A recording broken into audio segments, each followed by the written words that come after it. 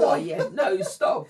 You stop. What is that? Right. Hope everybody is doing well, guys. No, we're not doing that. No, look, stop. What is wrong with you? That's not the starting. It is. I'm sorry. No, you're not starting. I am putting. You need to say hello to everybody. I just did say hello to everybody. No, I said hello, family. Start again. Right. So this is how we're going to move. It's going straight into it. We're not cutting nothing. I'm going straight into it. Hello, family. Hope everybody is well. We are fine by God's grace. We are still on holiday, chilling, relaxing. What have we been up to anyway? We've been doing a lot of swimming, though. We've been doing even though I don't know how to swim, but yeah, just been in the water. I think. Yeah. I think maybe we should have just stayed for 3 nights. Because I am so exhausted. Like I really need my bed now. I need to get out of this place and go home. I'm so tired. It's really lovely though. It's been nice. It's been relaxing. It's really nice. We've met nice people. The staff here are lovely. Amazing. Guys. Amazing. The staff are really nice. And yeah, I think we've actually enjoyed our stay, haven't we? Yeah. Overall, really we've had a really nice time. And I think we're ready to get back to the kids now. Yeah. We do miss them. Yeah, well, sort of. Not really. But we need to go back to reality. Holiday's over. Sort of, guys, sort of. Like, I'm not ready for the whole. Hi, Mum. Mummy. Back to the same routine over and over again. Good. It's the whole mummy. Listen, I'm not ready for it. Sometimes we just need a break. I'm not ready for it. But I do miss them. I do miss them so much. Like, I feel like, what, six days away? But they're fine. We talk to them every day. We've literally, it's like we've not left. It's like we haven't actually left. We've literally spoken to them every day. I've had my sister calling me. Oh my God. I've had my sister on my ear telling me, be quiet, don't call. You're on holiday, chill, relax. And it's right, but then I think it's just hard, isn't it? I think when you're on holiday and you're a parent, it's really hard not thinking about the kids while you're away. And, you know, just that pick up the phone, do a quick check-in, which then turns into 1 hour conversation. I'm okay. Listen, me, when I'm out, I'm out. No, do you know what, guys? When I'm out. Honestly, I'm out. I think I'm the opposite. Like, no, I cannot leave my kids. I really need to refocus. I can't leave my kids, energy because when I'm out, I literally just can't. Listen, the kids will go one day. They will go. That's what I'm saying. So for me, I want to enjoy every moment of it. Like every moment. Do you think I'm not enjoying my kids? I do, but listen, when I'm out, I need me time. I just need to. That's important. Me time. Guys, don't get me twisted. That is very important. To have your time, just cut out everything, relax, you know, just enjoy the time that you're away. Because like we're saying, you're going to go back into the same routine. You're going to see them 24/7 around the clock. Yeah. Everything's going to be back to normal. So it's good for you to enjoy that space, that couple of days that you're away from them. But I think for me, I'm so attached to my kids. Like I find it so difficult when I go on holiday to zoom out. Even if I try, it doesn't matter how many times I try. And you've been a witness how many times my sister I've spoken to my sister. I find it so hard to zoom out. Like, even when I see my kids calling my phone, rather than just cutting the phone off or ignoring the call, I will pick it up and I will speak to them. And then from what is supposed to be a 5-minute phone call has now gone into probably 20-30 minutes. Do you know what? Let me clarify. That's my daughter. My boys don't care. They've not looked for her.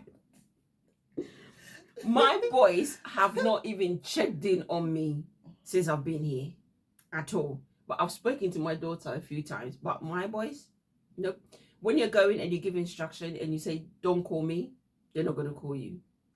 But I think girls, they're giving you time, they're giving you space. They're giving me space, But girls are girls. They will always want to, you know, check in on you and make sure you're okay. With me, I'm not that kind of, I love my kids, but sorry. When I'm out of the door, that's it.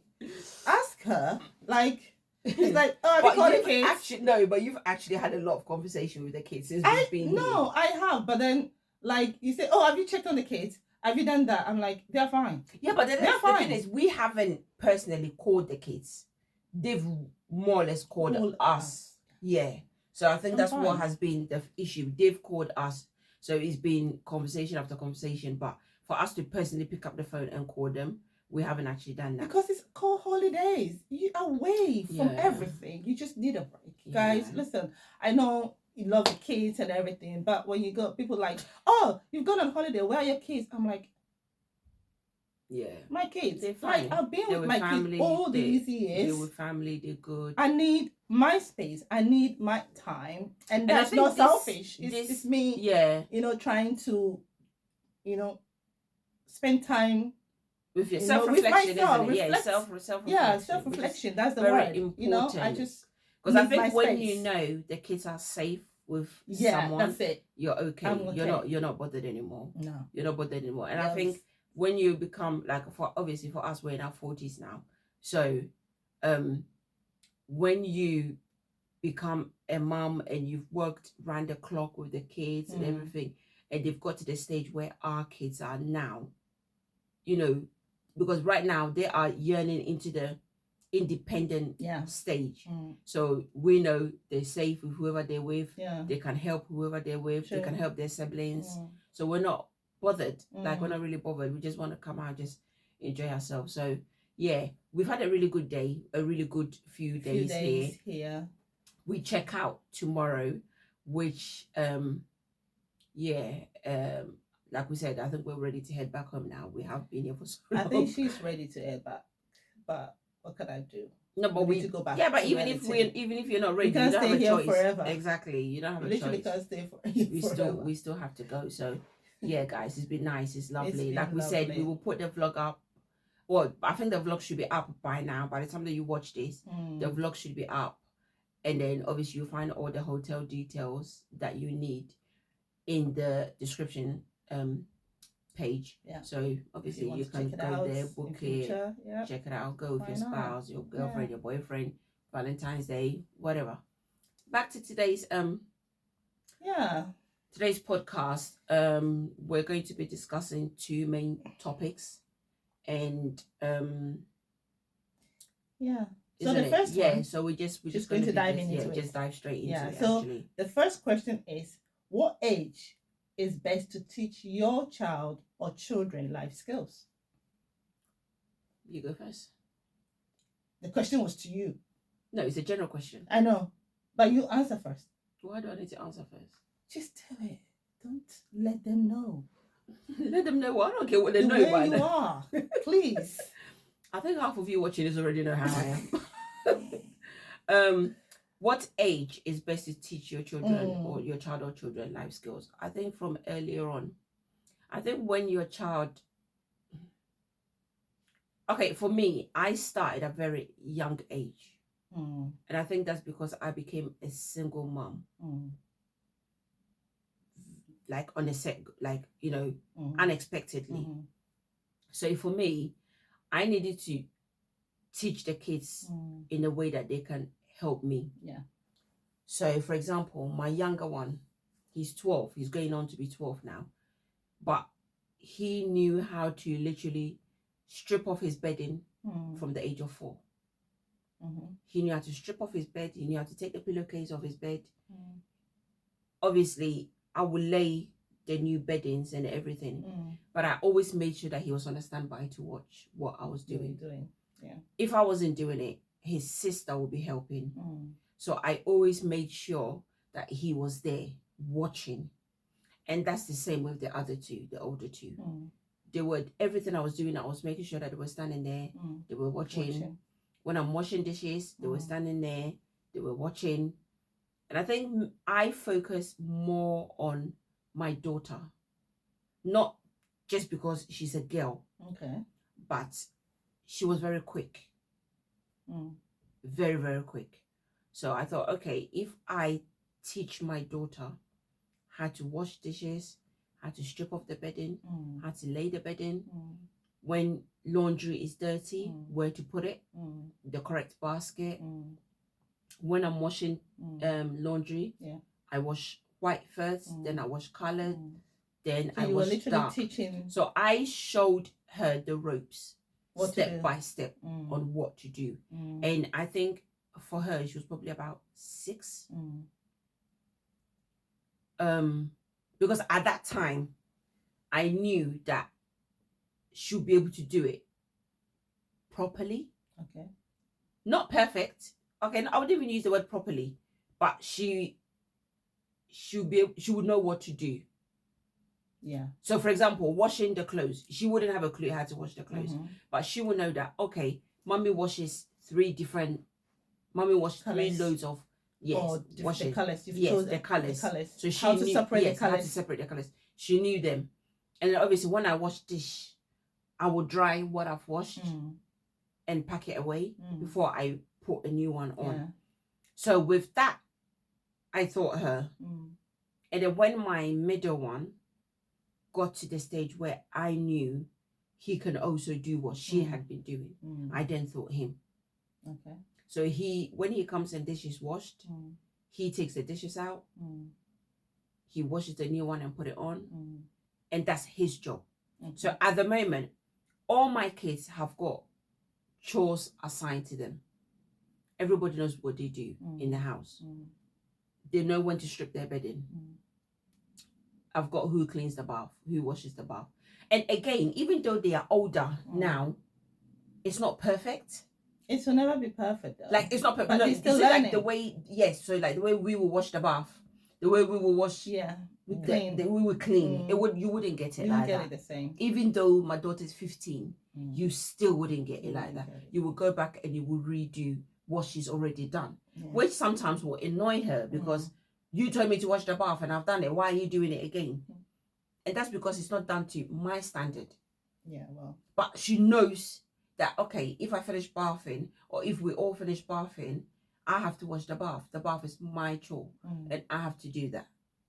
Okay. And then obviously my son knows, oh, when I go to the kitchen and the dish is done, I have to take out the dish that has dried before anybody comes and wash a new one in. So basically you started... So for me, it was from a very young age. So I think it depends on every parent. On the individual. Yeah. Every parent. With me, I also started very young. Yeah. You know, my eldest, I started very young. You know, I also started with the laundry. Yeah. For me, I started Sorry guys, teaching... I'm cold. Yeah. Yeah. Drink. I started teaching her how to take the clothes out from the machine and then putting them in. Yeah. So she would do it. You know, I started. I think it's all depend on individuals. What age. I don't think there's a certain age. Exactly. Yeah. But some people wait when their children are a bit older. Yeah, past teens. Yeah, a bit older. But I think when you start early, I think even at school, when they go to the reception or nursery, they teach them. When you go to the bathroom, how to wash your hands. You know, so it's all part. You have to just take it a little bit further as a parent. So with me, I started very young age. Even my daughter, the first time she cut tomatoes, she was about 4 or 5, and I still got a video recording. It was so beautiful, teaching her how to cut. Even some teenagers can't even handle knives. Yeah, which is true. They can't handle knives. So it's all guiding them. Because I know, like you said, because you wanted more help, you started early. Even though I'm still with my husband, I still, because where I come from, as coming from Africa background, you learn at a very young age. Yeah. You learn everything. You learn how to clean, you learn how to wash, you learn how to sweep, you fetch water. I mean, you learn how to cook. Yeah, a very young age. Yeah. So with that principle, with that behind me, I'm like, okay, I'm not going to wait. Install it in my children. I'm not going to wait till my daughter is about 10 before I teach my child to make toast. Yeah. No. I think for me, if it wasn't the fact that probably I became a single parent unexpectedly. To be honest, I don't think I would have taught my children. Okay, and maybe so that's because maybe and that's because of my background. I think how I was brought up. okay. I feel like kids are meant to be kids. That's how I thought at that time, that kids are meant to be kids. Like, why would you wake up a child very early and say, go and do this, go and do that? Yeah. I'm not going to install what I went through onto my kids. If I can get up and I can do it, I will do it. There's no pressure in making my house look like I live in a Buckingham Palace. Nobody's coming to my household. If people come to my household, they see what they see, they don't like it, that's their choice. So for me, I think if I didn't become a single parent, I probably would have waited until they were a bit more mature to really, really understand that. Because I feel like from the age of 4 that I thought the little one, oh, how to strip the bed and everything, even up to now, like I look at it and I'm like, bruv, that's not how I taught you. Like, what are you doing? You're 11 going to 12 and you still don't even, you're still not even doing it properly how I've taught you. Do you understand me? So it's like I look back and I'm like, I've wasted all these years talking every single day on telling you how to do the same thing and you still don't get it. So what is the point? So majority of the time I still end up doing it myself anyway. I get it, but then I feel like, example, like we said in the previous podcast, if they were at uni, they will have to do they it will be doing it themselves. So if I don't teach them from earlier on, how are they going to know how to strip a bed? True. How are they going to know how to lay a bed? How are they going to cook? Do you understand me? I think it's not that they don't do it properly. No, mom is there. She's going to come in and do it. Yeah, she's going to come and rectify it. Anyhow, that's how my daughter is like. It's not that they don't know. They learn how to do things. They learn. My elder daughter learned how to cook very early. And then what she does is she cook the food that she likes to eat. Yeah, but that's what it is, isn't it? I think with this generation, at least she can do something. She can cook. You know. I'm surprised. But with the others, it's not that they cannot do. They're not bothered. They're just not bothered. My middle one, oh my God, she's like a bookworm. Yeah. She but that's what I'm saying. doesn't do anything. Every kid, she can do it. Yeah, but she wouldn't do it. Doesn't do anything. So you see, even though your oldest can cook, my oldest can't. And to me, somebody will say, "Oh, don't you think she needs to learn? She needs to know how to cook by now?" No, I don't. As long as she can go to the kitchen and make food that can feed her and her brothers, I'm okay with it. Anything to do with turning on my cooker and leaving it, like, i.e., if you're gonna cook Ghanaian dish, jollof rice, I don't want you touching my cooker, because by the time I realize my whole house is burned down. Do you understand me? Things like that you can't do, like soup, making jollof rice, making stew. The ones that take long time to prep. The one that you can't. But I think with this generation, the basic that they need that's to what know they need to live on, they can do. So making chips, frying nuggets, cooking pasta, cooking noodles. It's the simple things that they need. And I think that is really, really important, because like we said in the previous podcast, if they don't know the basics of stuff, they will struggle. They will not be able to live at university. So they will tend to think outside food. And even if it's not that, they tend to come home. A lot of them tend to come home on weekends, and then mommy will cook a big pot or dish, make a big meal, dish it out, and then they will take it with them back. So then you've got, even though they are away at university, you're still coming home. You're still coming home. Still doing the cooking for them and everything. But then if they knew, I'm not doing that. I don't want to do that. So you better learn how to cook. So if they knew the basics, for me, you learn how to cook. Yeah, it's very, very important. You learn how to take care of yourself, and that is why I install in them at a very young age. So now you take care of yourself. Not like the soup and the difficult things. No, the basic stuff. Yeah. You can grill chicken. You know how to do chicken. You know how to do pasta. Not every child. That's my child. Yeah. My child. Yeah. You can do that. That's why I said it depends on every household. Every household is different. How you want to. You can tell us what you think. Yeah, every household is different. I think for me, I like my children to be more independent. But that's what it is, which is why I think, like I said in the beginning, that I needed that support for my kids, because that what do you call it, single parenting didn't only affect me, it affected my children. Do you understand me? So obviously all our hands had to be in together. You had to help each other, help me for me to be able to help you. Sure. I can't do everything by myself. I can't clean the whole house by myself. I can't hoover the whole house by myself. Do you understand me? So for me, teaching them from a very early young age, it helped. And on top of that, one thing I realized with my children is that what I've installed in them, when they go to their friends' houses, they extend it over there. Yeah.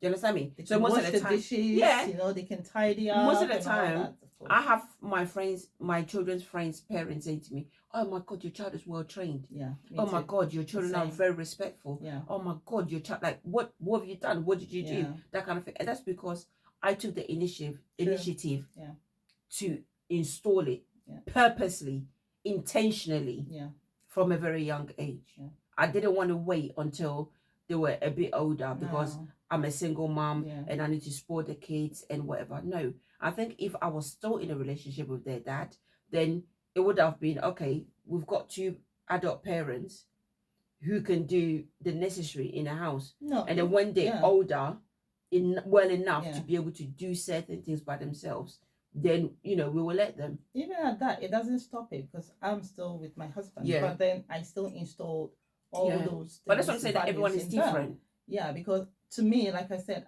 that is really important to me. I was brought up that way. And so I think it's a good thing to install those. I was brought up by my nan. I was in my case. All of those things was installed in me. All of those things was installed in me. But I think, like I said, from my background and from how I was brought up, I wouldn't want to put that on my kids if I was still in a marriage. I would have just left my kids to be kids. Okay. And then when I felt the time was ready, I will install it in them. Because by then, like I said, for me, by then, they'll be more matured enough to be able to get it right. Get it right. Even adults, we struggle to get it right. It depends. It depends. Guys, it depends. So we just want to hear your side. What do you think? What is the right? What is the right age to really install this life skills in kids? And I don't think children, it's just it's just there's so many things. It's not just about house chores and cooking and cleaning and everything. Like in general, house chores, everything, even how to take care of themselves, how to speak in public, how to behave in public, respect. All of those come under life skills. Yeah, there's so many things. So and I like I said, like what you just said, like when my kids go out, people, oh, your kids are really respectful. They behave. I'm like, thank you. Because it shows that you're doing something right. I'm doing something right. Doing something. Yeah, and I think it makes me proud. And I tell them, you see, so when I tell you to do things, it's not that I'm just bothering you, but you see, the compliment you're getting outside is good, and you like it. Yeah. So it's really nice. A good moral, good principle, good values you installing into your kids' life. Yeah. So, but let's hear your opinion. Let's see what you think. Yes. So we'll move on to the next question. So, which is, this is really interesting. Let's see what we got. At what age do you think is acceptable for your child to date? At what age? Okay, so no, do you know what? It's the reason why I'm hesitating a bit is because I think in this country, kids do what the hell they want to do.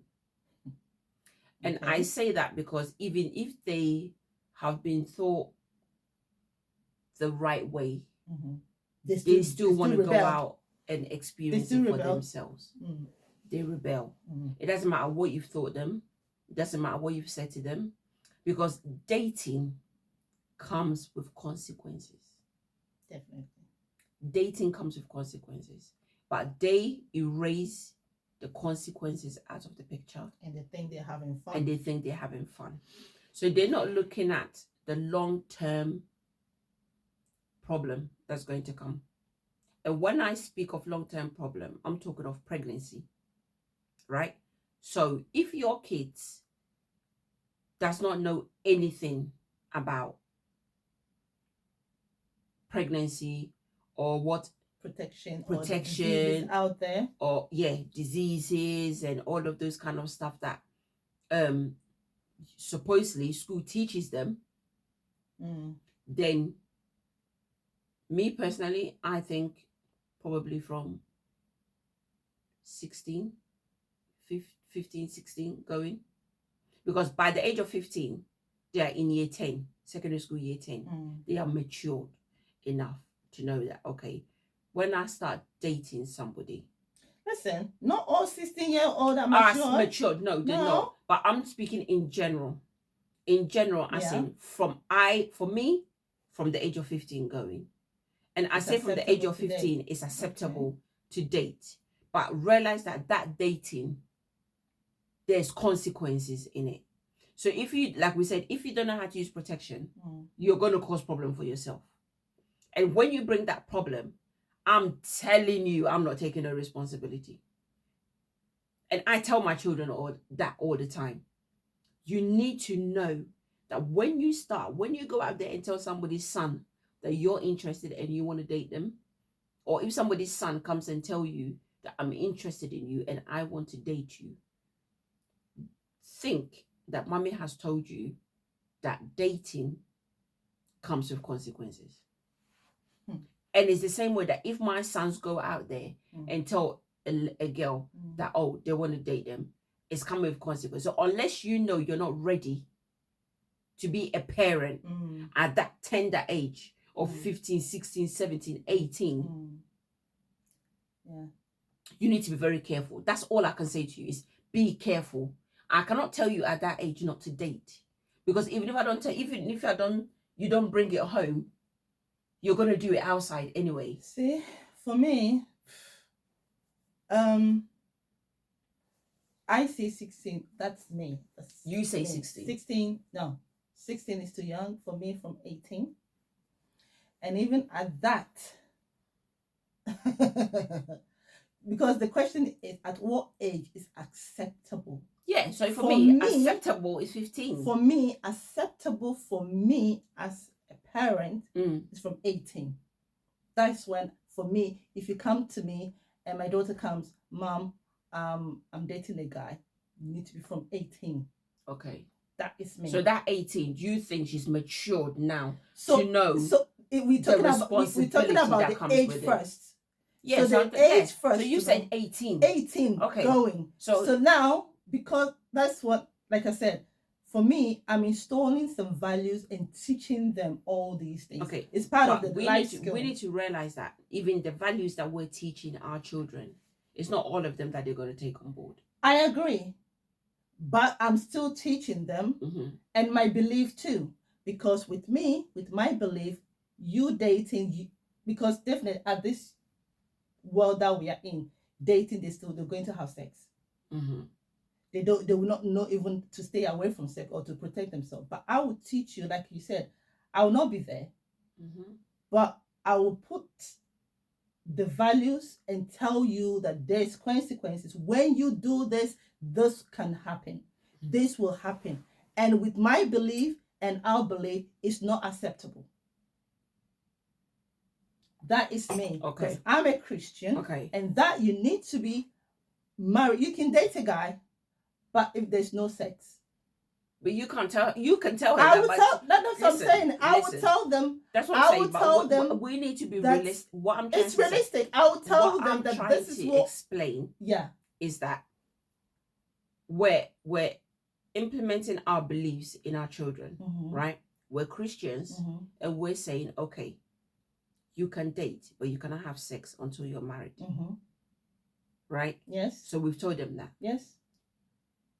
If we're lucky enough, they will follow that, whatever we've told them. Of course, because if you're not there, you're not going to be there. That's what I'm saying. You're not going to be there. You tell them, you give them all the information. What I'm trying to bring our viewers' attention to is that we have children from Christian homes Oh yes, that have rebelled. Exactly, it's there. Yeah, not too much about so it. it's not there. it's not going to be perfect. We've told them. I can, like I said, I can tell my daughter, okay, baby, when you're 15 and somebody comes and tell you they like you and you want to date, okay, you can, as long as I meet the person and I know that this is the person you're dating, I know your movements, where you're going and everything. Please protect yourself. Don't have sex. Don't do anything that is going to bring you problem. There's consequences in what I've told you. Okay, mommy, I've heard you. I've told her not to have sex. If she goes out there and she has sex, am I there? I'm not there. That's what I'm saying. If she gets pregnant and she decides, I'm going to go and get rid of that child, am I there? No. The only time I will know, God forbid, touch wood, is when she arrives at that hospital and something is happening and they call me. That is the only time that I will know. At that moment, my child has rebelled against what I have said. Of course they will be. Do you understand me? Rebel. So they've rebelled. So even though you're saying 18 and saying, okay, you've told them that they cannot have sex until that time. At that 18, you realize that they are grown up. They're an adult. They're a young adult. They're young adult, like I'm saying. So you're telling the 18-year-old that she cannot have sex with a guy? Yes, that's me. Of course, I will tell you. But then, like I'm saying, you just said, it's their choice. You will tell them, do not do this. Do not have sex. Because it comes to consequences. That guy is not married to you. That's my belief. But I will tell you that when your actions comes with consequences, when you go and you get pregnant, it will still fall back to you. It will affect you. Yeah. So, like you said, we will teach our children. We will give them the information. We will guide them that they need. But then also, at the same time, you pray for them that they do not rebel. So, for me, we're talking about what age is acceptable. For me, my age acceptable as a parent, that my daughter will come and tell me, okay, it's 18. But for now, when I tell her, if you fancy a guy, come and talk to me, even at this age. I just want to know. I want to have that open conversation with you, just want to know. Yeah. So it's not that I've just left you till you're 18. Because sometimes she comes to me at this age now. She comes to me and say, Mom, I fancy this guy. I say, oh, what's his name? Is he okay? Is he like you or that? I make that conversation. And then 2 days later, she goes, I don't like him. I'm like, okay. Yeah. So it's there. It's just an error. Yeah. So she's learning. I'm not imposing anything. No, I'm not going to impose anything, but I'm just going to guide you. I'm just going to give you the information that you need. But I'm having that at the same time, having that conversation with you. Okay? Yeah. So for me, accepting, like, you need to be mature, like you said. 18, I know you are really mature.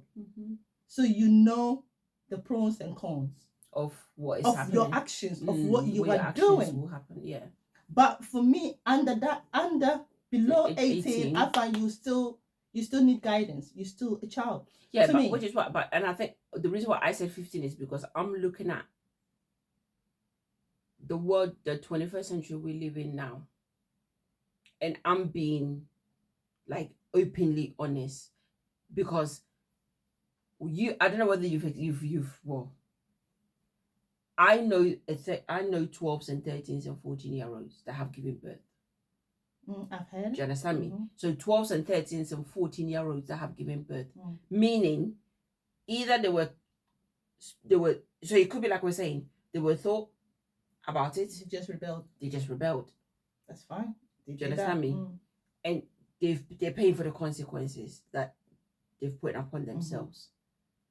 But for me, I think the reason why I said 15 is because, like I said, at that age of 15, your brain starts to develop more. You're more mature. You're not matured, but you know you're right from wrong. Do you understand me? You know you're right from wrong. If you're going to cross the road and you know that me standing, if the red man is not on, and I cross the road and the car is going to hit me, are you going to go? You're not going to go. Exactly. So you know you're right from wrong. There are so many examples that we can use as right from wrong. But at 15, you should be matured enough to know that, okay, I've been thought about this in school. What if I start dating at this age of 15? I've been thought that I'm in that stages of puberty, so it's likely that I can get pregnant. Do you understand me? So if you don't listen, then hey ho, it's on you. Yeah, guys, this is really interesting. Do you understand me? Yeah. It's on you. Yeah. So for me, I say 15 because that time, okay, you're old enough. You know, okay, go out, date. I mean, if I can, you see, and I think that's the mistake that we make as parents is we give them, and I'm just talking from my experience, from what I know, that at the age when and I remember, I think I used to say that before, that oh, this girl's not even dating me until she's about 21. She ain't dating in my household until she's like, you know, she's finished uni and she's graduated and she's ready to leave my house. So you're looking at in the 20s. If she's at uni and she's living on campus, am I there? You're not there. Exactly. So I cannot schedule a age group for her to tell her that, okay, go and date when you're 20, or I think you're ready to date when you're 18, or you're ready to date when you're 20. No, because don't forget, they go to university at the age of 18. If she gets to university and straight away in her first year, she meets somebody, that's fine, because like I said, 18 for me, 18, you can do that. Yeah, that's what I'm saying. But then but what I'm trying to get back on is, she could have probably started way earlier, but we wouldn't have known. Okay, that's fine if I don't know, but I pray it doesn't happen. But Do you understand me? That's why it's good also to, because the ones that I'm child. using, the ones that I'm saying that I know, yeah, I know they started in year 7. By the time that she got to year 7, that's 11. Exactly. So she was 11 years old. Okay. So by the time that they had been dating, by the time that she had clocked year 10, which was at the age of 15, she was pregnant with a child. Okay. Well, that's me. So well, it could be hidden. Everyone is different. Yeah, the relationship can be hidden until that 18 that you're saying that, oh, I think from the age of 18, you're now ready to date. So as soon as she clocks 18, she's now come to tell you, oh, mommy, I've met this person. But meanwhile, they've been dating for what? And that is why I speak to my girls. I build this relationship with them, not making them like, oh, I can't talk to mommy. You can't talk to me. Yeah. I've made it such a way that they can talk to me. Yeah. And I've told them, listen, you can talk to me. You tell me. I'm not going to like, how dare you? No. Yeah. I'm not that kind of parent. Yeah. Because when you do that, I think when you're that's when they will stay away. Go. They will go and even do it. Yeah, I think when you're very harsh. Yeah, when you build that relationship with the child and communicate. Yeah. So I always tell my elder daughter, listen, come and tell me, and let's see how, because she got a thing like she's got guys with curly. I'll ask, oh, is this one got curly hair? He said, no, go straight. So we make a joke and laugh. Yeah. And then she would sit back and go and like, Mom, nah, I don't like upset, you see? So I think it's all based on the relationship you have with your child, whether a boy or girl. Yeah, I think you need to build that relationship. You have. I think if you're a parent who your child is afraid to come to, then you're not gonna get that. You will not. That's when they'll rebel. They will rebel. They'll do things rapidly, you don't like, and that will break your heart. They will rebel so badly because they cannot come to you and talk to you. They're scared of you. Yeah. I don't know, they're fearful of you. Like, they just don't find, you're not a person that they can talk to. You know, like for me, I always say to my children, I'm your mom. I'm always there if you want to talk. But I also know that they can speak to my brother and they can speak to my sister. So I always say to them, okay, maybe you might have an issue that you can't talk to me about. Pick up the phone and call my brother. Pick up the phone and call your auntie. Yeah. Speak to them. Find who you think you can trust. Trusted adults. And speak to that person. Do you understand me? Because for me, I'd rather you open up to somebody that can advise you well. Yeah. Than to think, oh, and me, like I'm so close to, like I tell you all the time, I'm very close to my brother and my sisters. So my kids always have this thing of where they think that if they tell my brother and my sister something, you're going to come and tell me. So what is the point? We might as well come to you and tell you straight away. There's no point going to tell Uncle Jude or going to tell Auntie Nancy, because they're going to come back and tell you anyway. And I'm like, okay, that's what you think. It's not everything that they will come to me and come and tell me. Sometimes they will just put you down. They will just sit you down and speak to you direct and let you understand, because they know me. They know how disciplined I am. They know how harsh I can be. But I guarantee you that if you go to your uncle or your auntie and say to them, okay, I'm going to talk to you about this. Please don't tell mommy, but can you advise me? They will do that.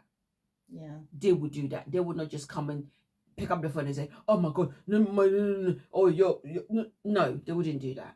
They will literally, because they are parents and they know how my sister's got a younger adult, so she's experienced all of that. So she will use her knowledge and what she knows to be able to help my daughter. And the same way with the boys. And with my brother, even though he's got younger children, from a man's perspective, he will be able to speak to my sons and guide them properly. So I think even though as mothers especially, I don't know how fathers are with their kids. I never had that. But so I cannot speak on behalf of dads, because I don't know how many fathers sit down with their sons and have that kind of conversations, or even how many fathers sit down with their daughters. It's always the mums. Well, I think because they think it's the mom's responsibility to talk to them. I don't know, but I feel like. But my husband talks to the girls. Yeah. So again, it's individual. It's individual. I think it's individual. I think if your kids have a good relationship with their dad, then obviously they will be able to talk to them. And I think there's strict fathers and there's playful fathers. My husband is both. Yeah, there's strict fathers and playful fathers. And I think for me, I'm more strict than play. Yeah, I think you're more strict. Your husband's more calmer. More strict than play. And for me, obviously, I play the role of a mom and a dad. So I combine them both. You understand me? There are days, and I think it depends on my mood as well. So I am strict on my kids, but I'm not that strict on my kids. And I think I said that in one of our first or second episodes. I'm strict on my kids, but there are days that I can be so laid back. I just don't care, because I feel just let them be. Let them be kids. Do what you want to do. But I'm still watching. I'm keeping my one eye on you. Do you understand me? True. I'm watching you, and for me, like, my kids know that they can come and talk to me about anything. I've made it very open and easy. Just they can come and talk to me about everything, because I want to know.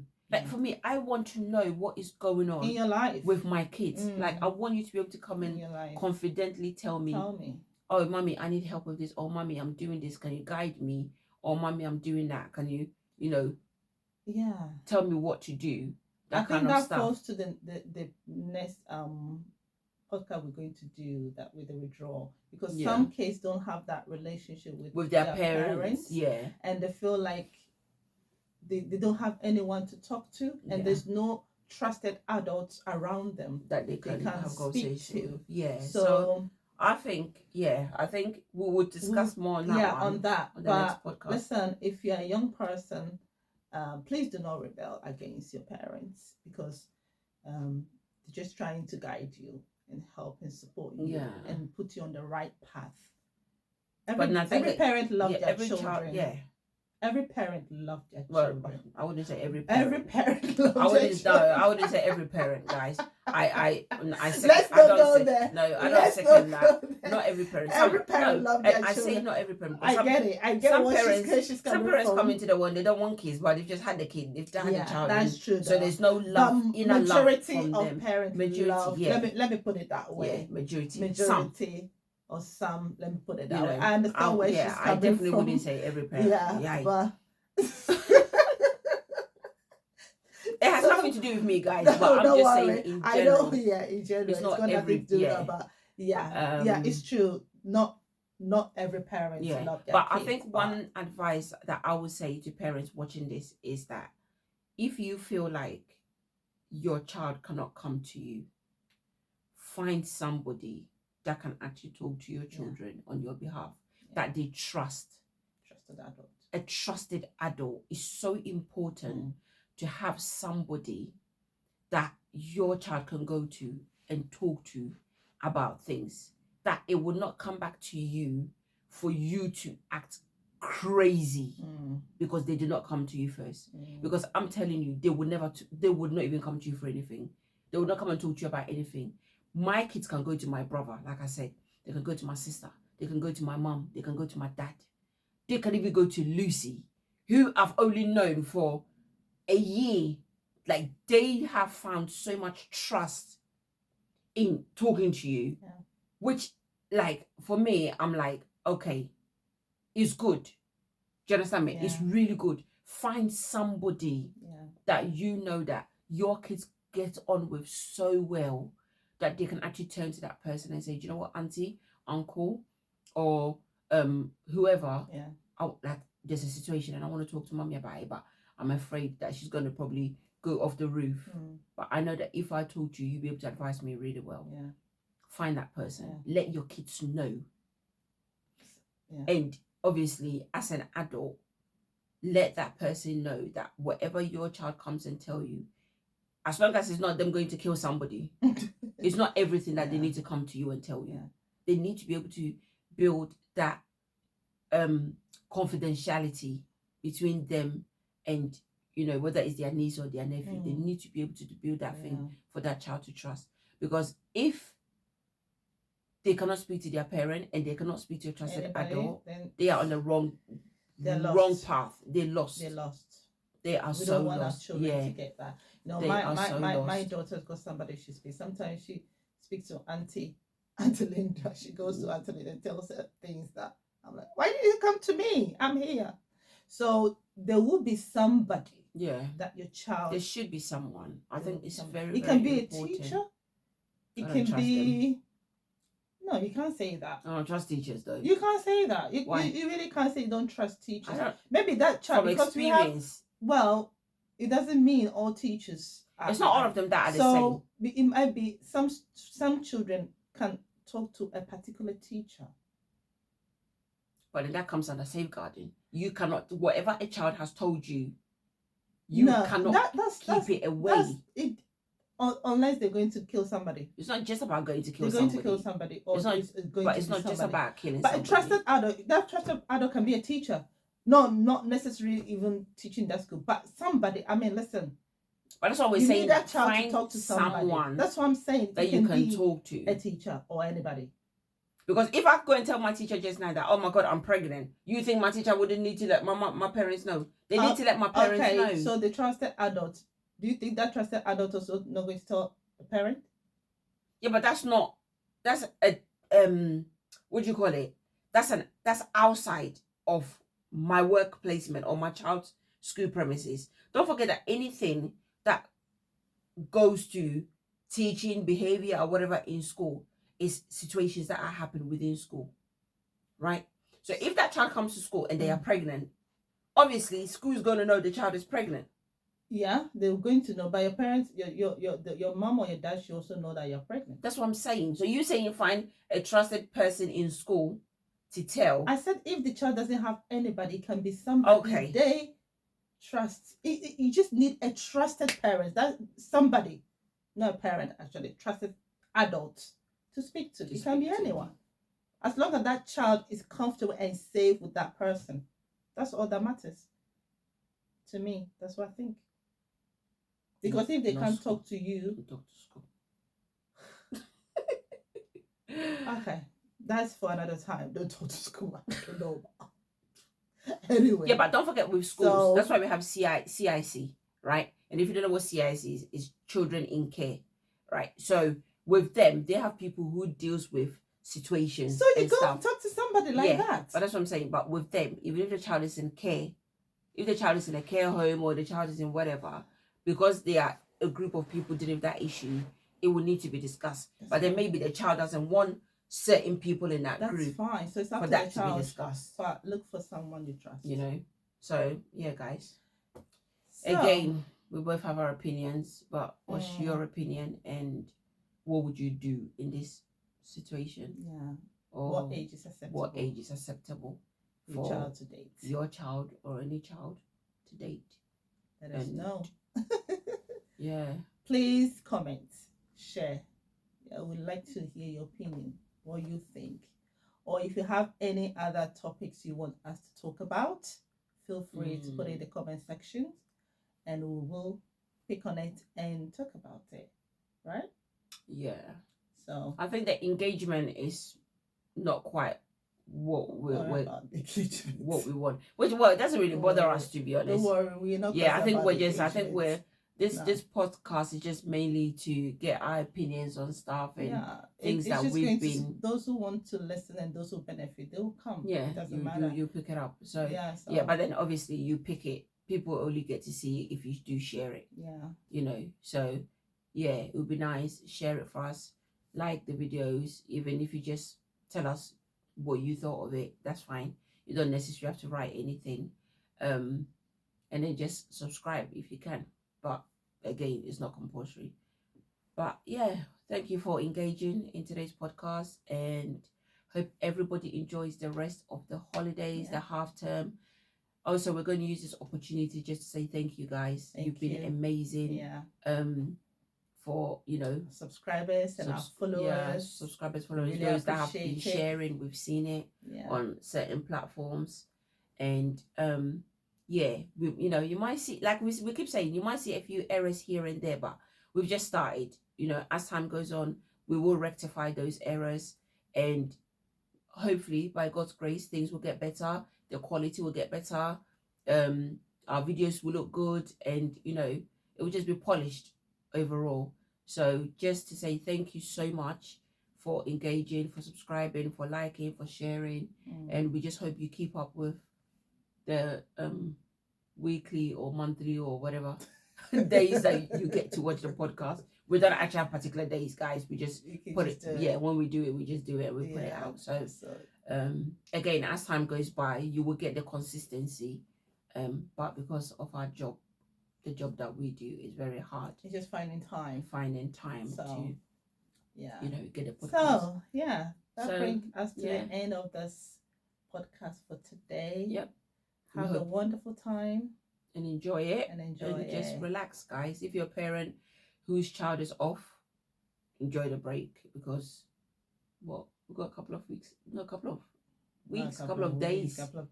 Couple of days left, and then school resumes back in the UK. Yeah. And remember, we are still unfiltered. What we do here is unfiltered. Yeah. There's no brushing or whatever. What you get is what you get. So there's no background editing, nothing. Nope. We are real mothers, and we want this to be unfiltered. We want to come and be real to you. So So we appreciate you guys. Thank you so much, and God bless. God bless. She would never live without that. So it's very important. God bless you guys. Take care. You start. What am I starting? How did you start? No, you didn't. Yes, I did. I did introduction. Remember, I told you you'd be the black. So I did a. Yeah.